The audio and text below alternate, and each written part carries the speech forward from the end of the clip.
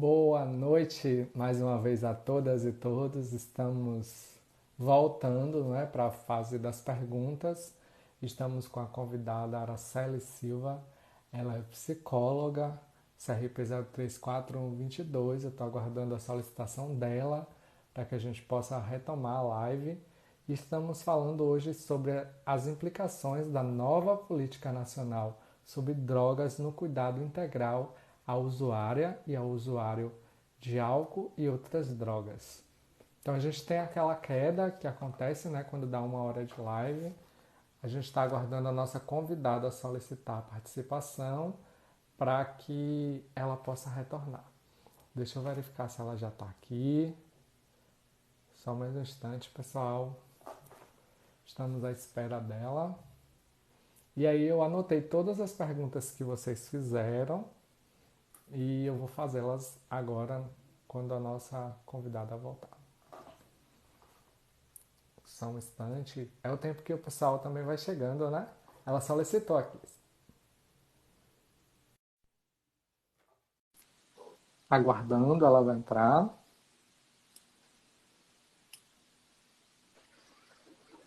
De volta? Voltamos, mas deu o mesmo erro que na estante. Eu não te vejo, sabe? Então eu vou sair e voltar outra vez, ok? Por favor, obrigado, viu? Então, gente, ela teve uma queda aqui. Deu esse erro nesse instante, no mesmo erro.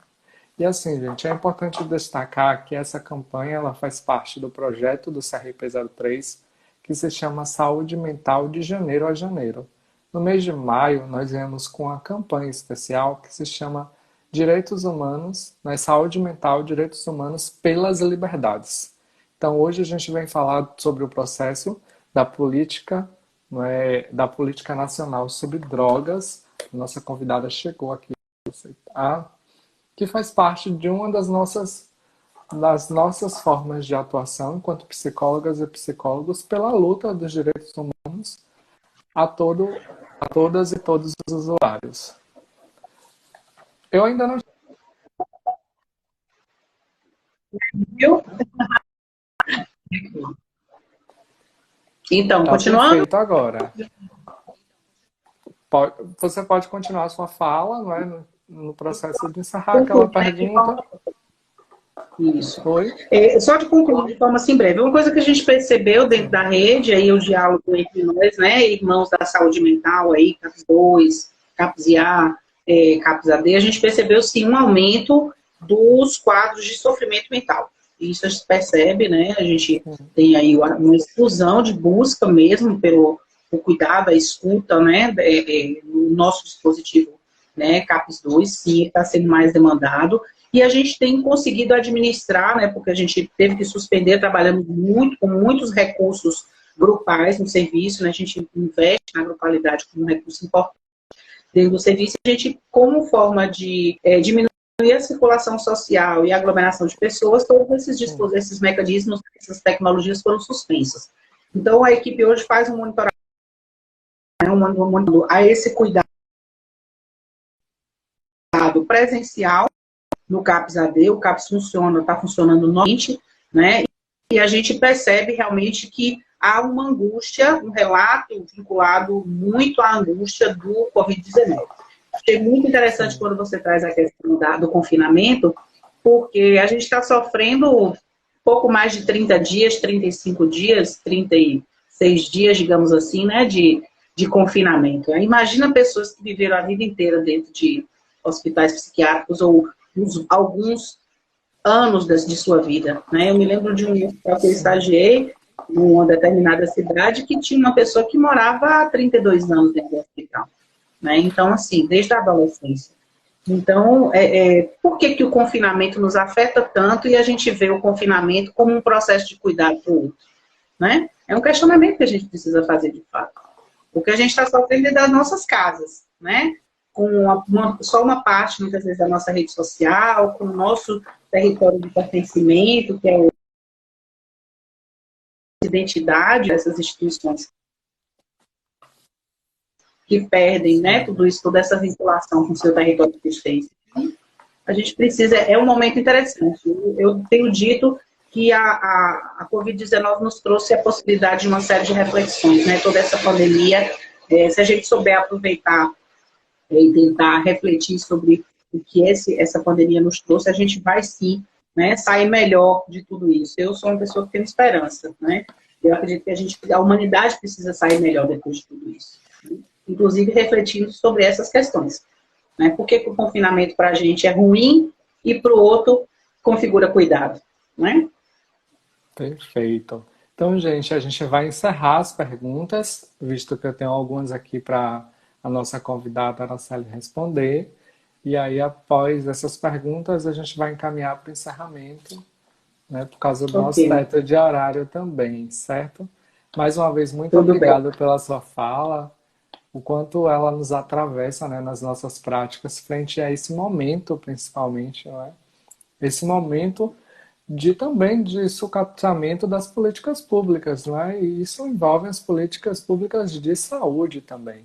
As usuárias Sim, e usuários dos serviços que precisam deles na ponta, não é? Então, também pensei num processo, né? O quanto existe na mídia atualmente, inclusive nesse tempo de confinamento, uma romantização do uso de álcool, não é? A gente está em um sim, processo de que as lives sertanejas elas estão bombando, então a elas são associados cerveja, não é? Diversas cervejarias não à toa patrocinando também essas lives, não é? Isso tem uma implicação na gente no dia a dia. Então, o consumo de álcool, né, durante esse processo de confinamento também é uma reflexão que a gente precisa com fazer. certeza, com certeza. O uso Então, de foi. álcool, ele já é banalizado dentro da nossa sociedade há um bom tempo, porque ele está muito implicado nos nossos ritos culturais, né? Ele está muito implicado em uma série de significados, né, de afirmações de masculinidade, de emancipação e amadurecimento. A gente tem uma série de significados que são atrelados ao álcool, e a gente está falando de uma droga de alcance imenso, né, de alcance, uma facilidade de acesso, um estímulo social e cultural imenso, né, com investimento muitas vezes, com vinculações inclusive perigosas, quando a gente vê, por exemplo, eventos de esporte se vinculando a cervejarias, por exemplo, né, ou marcas de bebida. O tabaco já teve esse, né, o tabaco já teve esse controle social exercido há um tempo atrás, quando, né, se exerceu esse controle sobre as propagandas, sobre a desvinculação, né, de patrocínios de empresas de tabaco a eventos esportivos, educacionais e tal. Isso ajudou, sim, na diminuição do consumo de tabaco. Mas o álcool é uma relação realmente contraditória, porque ao mesmo tempo ele gera todo esse impacto social e de saúde, né, dentro do SUS, dentro do SUAS, dentro de todas as instâncias, mas ele também gera muito recurso para o Estado. Então fica essa, sabe, essa contradição, né? Então, como é que a gente lida com tudo isso? Né? O próprio usuário de álcool, ele tem dificuldade de se ver como usuário de drogas. Eles falam isso às vezes, nossa, aquele rapaz, todas as vezes vê os relatos ali na recepção de serviço, aquela coisa toda. Ai, que bom que eu não uso droga, doutora, eu só bebo. E a gente tem que tirar eles dessa lógica e dizer, desculpa, mas álcool também é droga, né? E uma droga de grande alcance, de grande impacto e que pode, sim, adoecer gravemente muitas pessoas. Né? Perfeito, né? Eu lembro um pouco do processo também de patrocínio das festas públicas, né? Elas são muitas vezes, eles fazem, Sim, os gestores fazem questão de dizer, né? Ah, estamos sendo patrocinados pela iniciativa privada. Quem é essa iniciativa? As cervejarias, né? São elas que estão à frente exatamente. nesse processo que é o consumo de álcool. E aí, indo nas perguntas, não é? Vou fazer duas que estão muito bem, três que estão bem ligadas, não é? Eu acho que elas são bem parecidas. Gostaria de saber sobre o nível de eficácia das comunidades terapêuticas. Aí outra pessoa pergunta, queria saber o total de abstinência das comunidades terapêuticas com viés religioso. E outras pessoas perguntaram assim, quais são as orientações que você, enquanto psicóloga, tem para as psicólogas que atuam em comunidades terapêuticas? Olha, Quando se fala dessa questão da eficácia, na verdade, a gente não tem pesquisas que balizam isso, né? A gente não tem pesquisas suficientemente consistentes, até porque o financiamento público iniciou-se em 2011, né?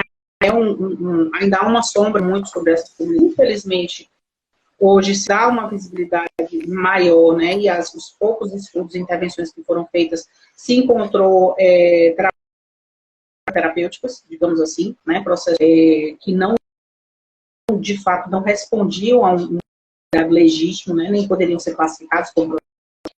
Então, na verdade, a gente tem uma dificuldade muito grande no que diz respeito a essa questão de pesquisas. Então, é uma excelente pergunta de pesquisa, né? Quando a gente questiona isso, e talvez a entrada dessas instituições, né? A história de tem caminhos que parecem tortuosos, mas que a gente pode ter um aproveitamento em relação a isso. A entrada dessas comunidades como rede, né? Como elementos da rede, pode justamente gerar essa abertura para esse tipo de pesquisa, para a gente tentar entender. Na minha prática como psicóloga, e eu vou falar como psicóloga, não como gestora que hoje eu sou, né, era um número muito grande de pessoas que recaíam pós-internação. Muito grande. Alguns já tinham passado pelo CAPS-AD, outros com a gente, né? Essa comunidade que eu citei anteriormente, ela inclusive às vezes até encaminhava pessoas para a gente que buscavam a comunidade como processo de cuidado, dizer, não, você não está pronto para estar em comunidade, porque realmente aquela pessoa não tinha um perfil para estar em comunidade, e o indivíduo ele não conseguia, ele saía, como eu te falei, com essa lógica de cura, que ele foi curado. Então ele não refletia sobre os seus fatores de risco, sobre os seus fatores de proteção, ele não modificava os significados que as relações e as substâncias tinham na vida dele. Então, não é um trabalho frágil. Assim, ouvindo pessoas que trabalham nessas instituições, algumas delas reconhecem, por exemplo, que a etapa da reinserção social é muito frágil, né? Na questão de se trabalhar elementos de prevenção de recaída, se trabalhar intervenções, né, psicológicas mesmo, que desenvolvam habilidades sociais nesses indivíduos para uma prevenção de recaída de fato. Então, é frágil ainda, né? Muito frágil. A última pergunta, Luan, a terceira, me perdoe. Eu vou até completar um pouco mais, porque o pessoal falou que falhou. Eu digitei, não é? O pessoal perguntou na terceira quais as orientações que você tem para as psicólogas, né, que atuam em comunidades terapêuticas. Mas é importante ressaltar também, não é, o estudo que você traz do Conselho Federal de Psicologia e também, eu acho muito parecido, o Relatório Nacional de Inspeção dos Hospitais Psiquiátricos, nos quais demonstrou um alto índice de violação de direitos humanos. Então é isso que a gente tem que estar atento, o quanto tem. A sua fala trouxe isso ricamente, não é? O quanto as pessoas em comunidades terapêuticas, elas são destinadas a seguir uma ideologia religiosa que é daquela comunidade, independente da crença que aquele indivíduo possua.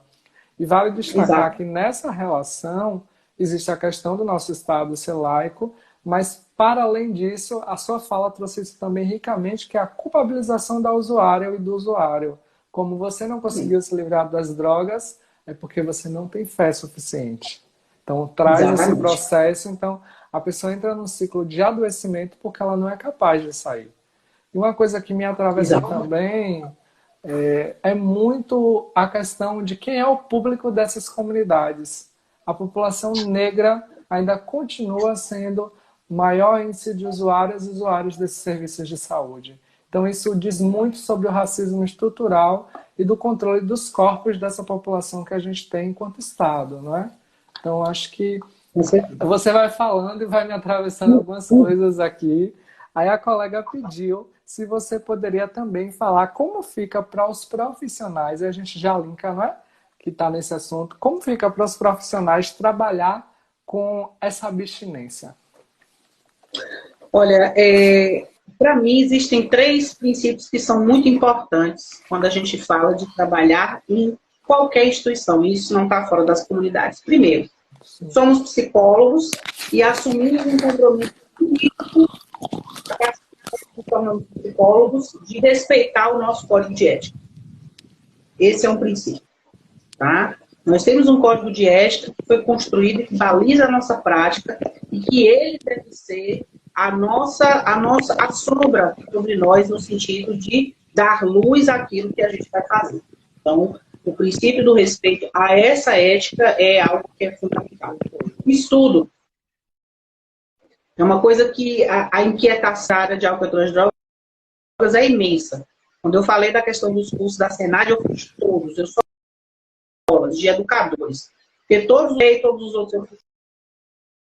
Aí a gente não para, porque o tempo todo você vê esse conhecimento diante de você através do diálogo com o usuário, você é desafiado por novos elementos que são trazidos por ele, você precisa retornar para esses estudos, então estudar é fundamental, né? Estudar métodos de aconselhamento, estudar sobre substâncias, a gente precisa conhecer sobre o universo de uso, a gente precisa desenvolver uma linguagem equilibrada com esse usuário, sair muitas vezes dessa linguagem técnica que a gente tem dentro dos locais onde há técnica, né? Com o usuário, né? Você conversa, você dialoga com ele de forma a afetá-lo e ele lhe afetar no sentido da comunicação e favorecer essa comunicação, né?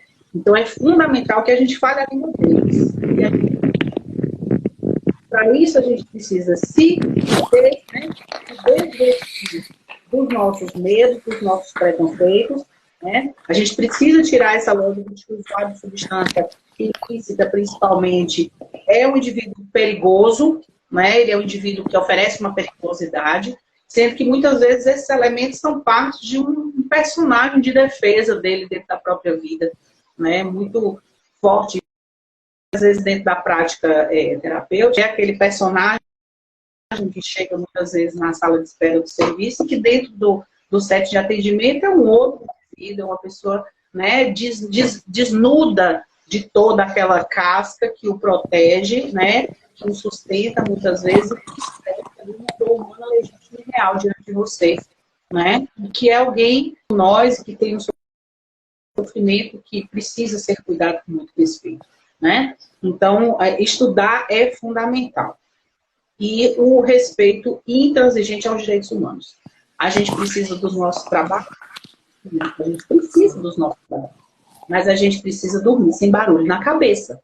A gente precisa dormir em paz. A gente tem que ter consciência de que o nosso nome, a nossa prática, a nossa profissão, ela pode ser erguida ou manchada dentro desse processo de você negligenciar situações de negligência dentro de um contexto de cuidado que você vê e você coaduna, né? Então, claro, eu acredito muito no investimento nas pessoas, eu acredito que os psicólogos estão dentro dessas comunidades, eles precisam buscar, sim, a sensibilização dos gestores dessas comunidades, dos seus colegas, dos coordenadores, dos monitores, investir, criar esses projetos de estudo, de compartilhamento de saberes ali dentro, porque eu acredito realmente que a gente pode investir nos bem-intencionados. A gente pode investir, né, investir no sentido do conhecimento. A própria Senad, ela já viu isso quando ela produziu, por exemplo, o curso Fé na Prevenção e o curso de formação para coordenadores de comunidades terapêuticas, né? Eles fizeram um curso tentando justamente alcançar essa população para instrumentalizá-los com conhecimento que é importante, que é técnico, é científico, é reconhecido por evidências científicas, que realmente pode trazer uma resposta adequada e duradoura até, né, para essas pessoas que passam por essas comunidades. Mas a gente precisa, sim, ter como princípio a ética, né, a ética e o compromisso que nós assumimos através da nossa formação e do nosso conselho e do nosso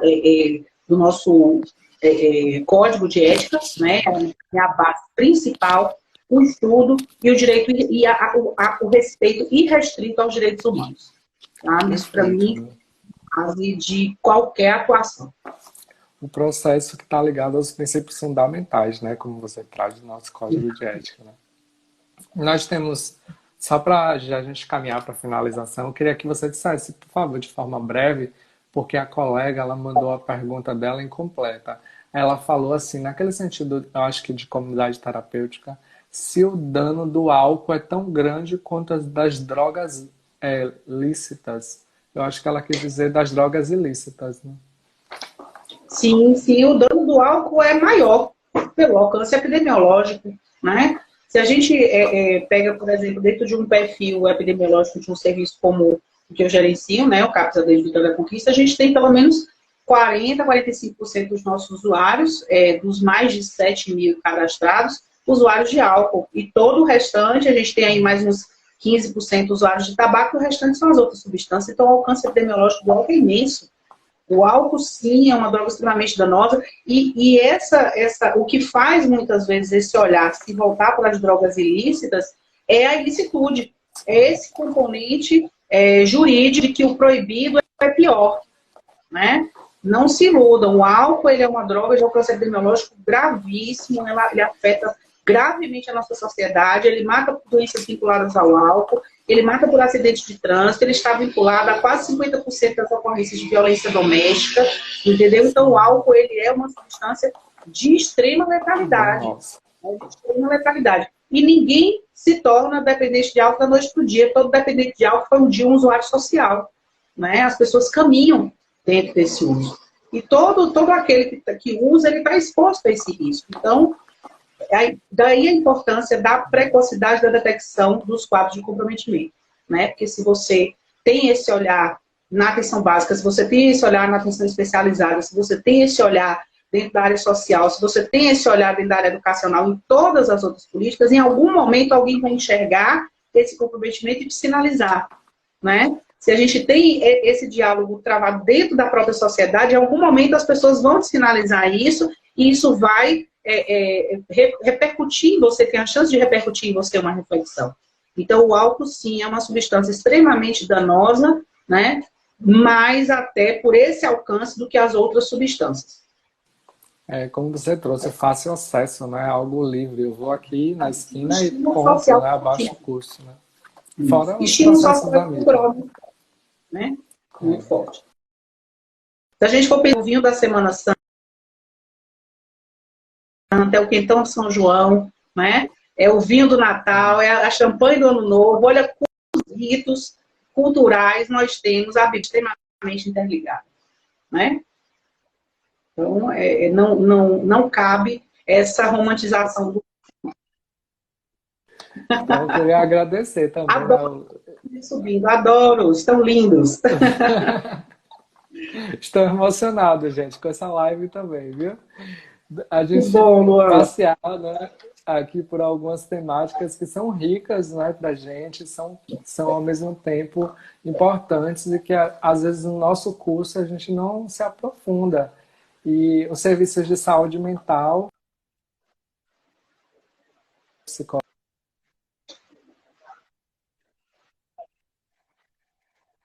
trabalhando aqui hoje, né? Então, só para pediram, né, aquilo que eu já tinha sinalizado, se você poderia dizer algumas referências, né, agora ao final. E para finalizar, eu queria trazer uma pergunta da Thaís, inclusive saudando todas as comissões gestoras de Feira de Santana, de Vitória da Conquista, que nos ajudam enquanto já estão.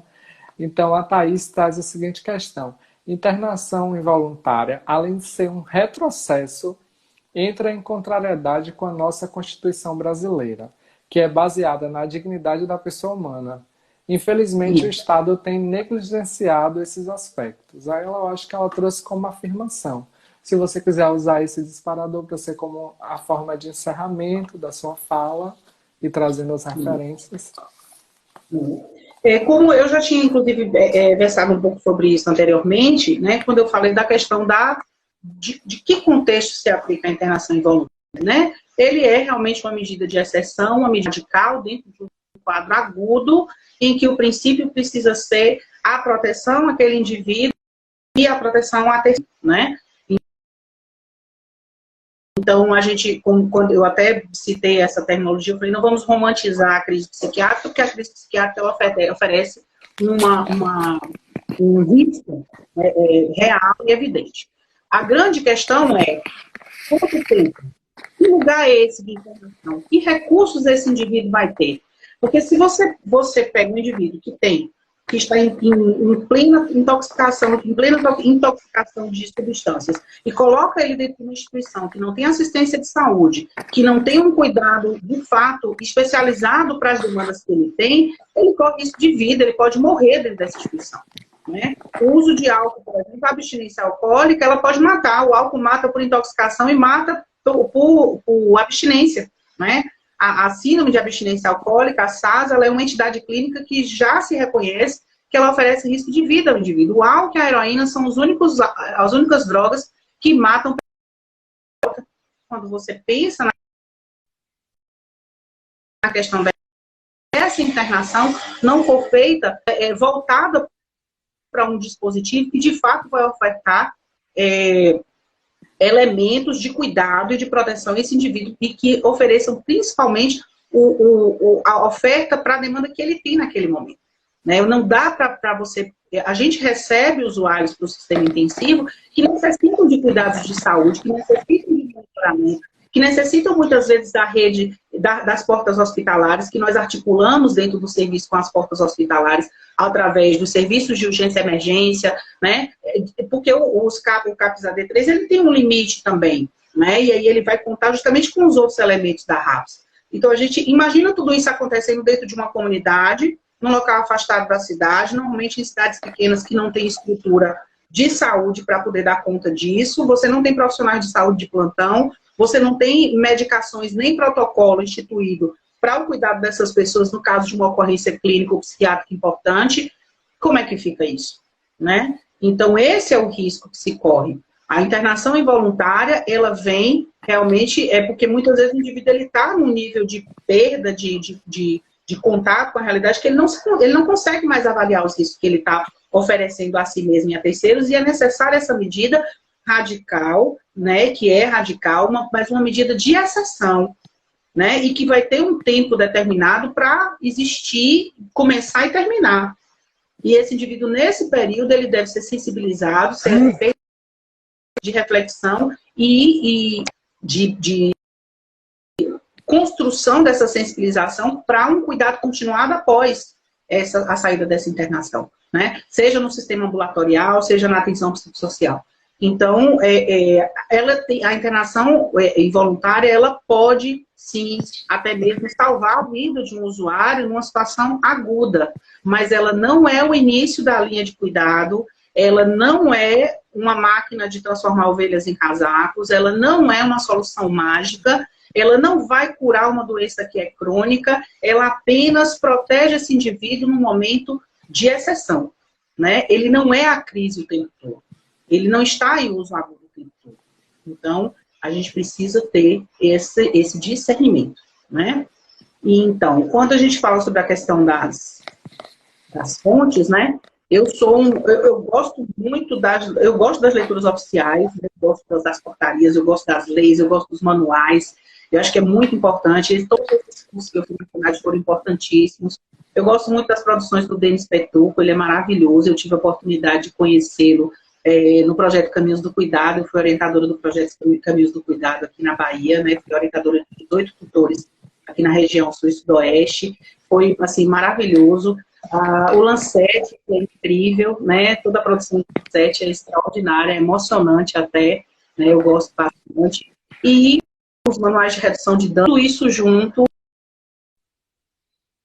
só vai ganhar vida se a gente tiver uma escuta respeitosa e ampliada com os nossos usuários, que são o principal da nossa prática, sabe? Eles me ensinaram muito, eles me desafiaram ao longo desse tempo, né? Então, assim, a gente é provocado o tempo todo para se melhorar, mas essa escuta qualificada, que, né, dialoga com o usuário dentro do espaço de cuidado, ela é importantíssima, né? Eu trabalho como psicóloga, eu sou psicoterapeuta breve de base analítica, mas eu leio sobre tudo. Eu leio sobre TCC, eu leio sobre psicanálise, eu leio sobre psicologia social, fui pesquisadora de psicologia social na graduação. Então, assim, todas essas coisas me atravessam e têm me atravessado desde então. Mas, principalmente, a minha experiência e o meu contato humano com todas essas pessoas foi o que mais me afetou e me atravessou durante todo esse tempo, né? E é isso, assim, posso indicar, eu posso, né, disponibilizar aqui no e-mail, posso passar meu e-mail, Luan, passar meu e-mail, para o pessoal Então, que quiser. antes a gente fazia esse processo de postar, não é? Depois no nosso site as referências. Só que agora, como a Perfeito. gente está salvando, gente, é só ir lá no IGTV, que eu ainda posto ainda hoje.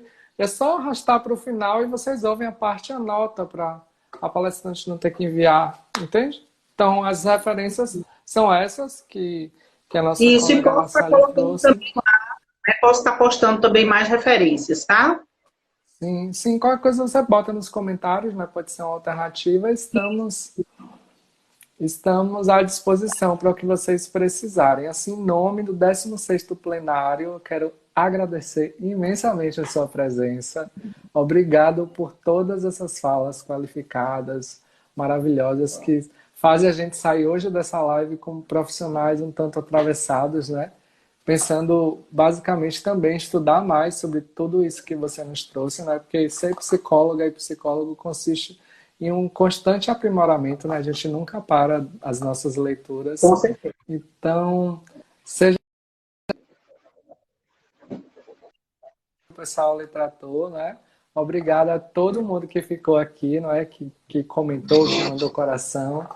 E aí eu vou deixar para a sua fala de finalização e a gente encerra a live e eu posto até no máximo 1 hora os 2 vídeos. Ótimo. Então, quero agradecer mais uma vez ao CRP, a Mona Lisa, a Regiane, a você por essa mediação. Obrigado. Agradecer a todos que têm presença nessa live. Sintam-se todos abraçados, né, em tempo de Covid-19, os abraços são virtuais, então sintam-se todos muito abraçados. Estou muito feliz por esse convite, foi a primeira live, né, então, assim, já me sinto um pouco mais tranquila do que no início, né, estava um pouco tensa quando tudo começou, mas depois a gente fica mais à vontade, me senti abraçada por cada coraçãozinho desse que subiu, compartilhar, né, um pouco da minha caminhada. 15 anos de formada, tenho muito ainda por fazer, sou inquieta, eu acho que a inquietação é o que tem que mover um militante, eu me considero uma militante da saúde mental, uma redutora de danos por escolha, por decisão e por amor, né, então a gente precisa, sim, colocar esse afeto e essa força. Eu tenho um lema comigo, Luan, que é o força na missão. Todo mundo diz que isso é minha cara e a gente precisa muito de força nessa missão que a gente desenvolve, porque não é fácil lidar, né, com todos esses significados, tudo isso que orbita em torno do cuidado do usuário das drogas, com toda essa pressão, né, social de criminalizar as pessoas por esse uso e demonizá-las por esse uso,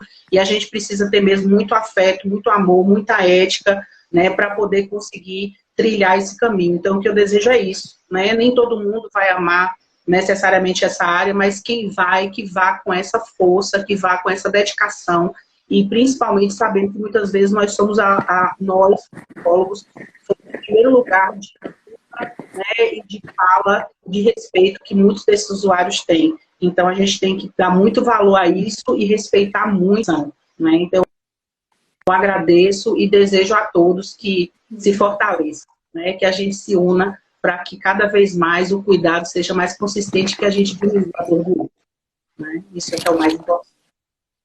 Muito obrigado mais uma vez. Até os próximos e potentes encontros. Obrigada, Obrigado, meu viu, filho. gente? Boa Boa noite a noite a todos, todas e todos. todas e todos.